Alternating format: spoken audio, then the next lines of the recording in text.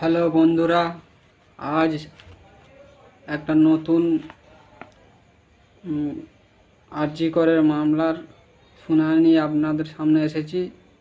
আপনারা মন দিয়ে দেখবেন ভিডিওটা ভালো লাগলে একটা সাবস্ক্রাইব আর লাইক কমেন্ট করে দেবেন এবং বন্ধুদের কাছে শেয়ার করে দেবেন।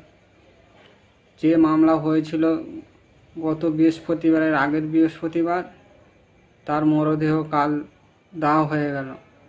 সেই মামলায় সন্দীপ ঘোষকে গ্রেপ্তার করা হয়েছে সল্টলেক থেকে। তার বিস্তারিত আমি আপনাদের সামনে তুলে ধরছি। সন্দীপ সিবিআই কবজায়। সন্দীপকে জিজ্ঞাসাবাদ করা হচ্ছে। সন্দীপ প্রমাণ লোপাটের চেষ্টা করছে। মাঝ রাস্তায় ধরা পড়ল সন্দীপ। বড় বড় মাথা বাঁচানোর চেষ্টা। 7 জনকে সিজিওতে জিজ্ঞাসাবাদ করা হচ্ছে। নার্স ও নিরাপত্তা রক্ষীদের 7 জনকে তলব করা হয়েছে। আরজি কর মেডিকেল সন্দীপ ঘোষকে। সন্দীপ হাজিরা দিতে দেরি করায় আরজি করে বলা নোটিশ দেওয়া হয়েছিল, কিন্তু তিনি হাজির দেননি, তাই তাকে রাস্তা দিয়ে ধরল সিবিআই।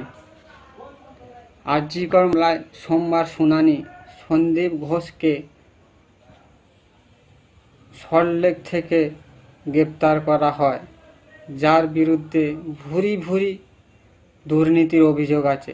সন্দীপ ঘোষের বিরুদ্ধে সরকারি অর্থ নয়ছয়ের অভিযোগও রয়েছে।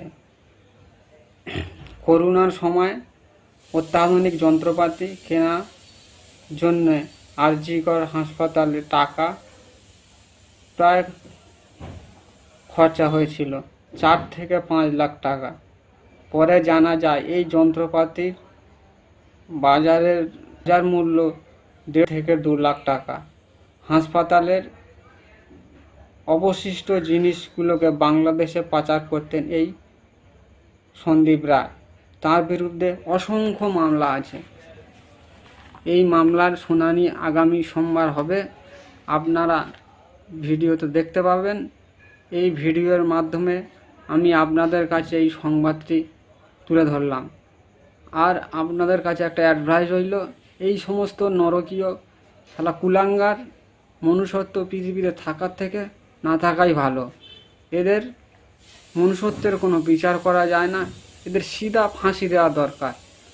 আমাদের মাননীয় মুখ্যমন্ত্রী মমতা বন্দ্যোপাধ্যায় যদি এর বিষয়ে কিছু কোর্টকে জানায়, তার জন্য আমরা পাবলিক জনসাধারণ আন্তরিকভাবে শুভেচ্ছা রইল সকলের কাছে।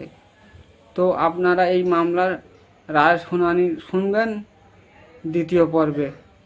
ধন্যবাদ।